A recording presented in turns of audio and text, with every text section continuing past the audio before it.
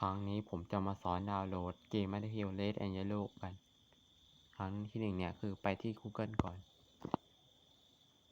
แล้วก็เขียนคำว่า Battlefield Red and Yellow APK Download Android และเขียนขึ้นตอนท้ายว่าบนมือถือ ถ้าเห็นตอนนั้นเราต้องเลือกอันแรกนี่แหละ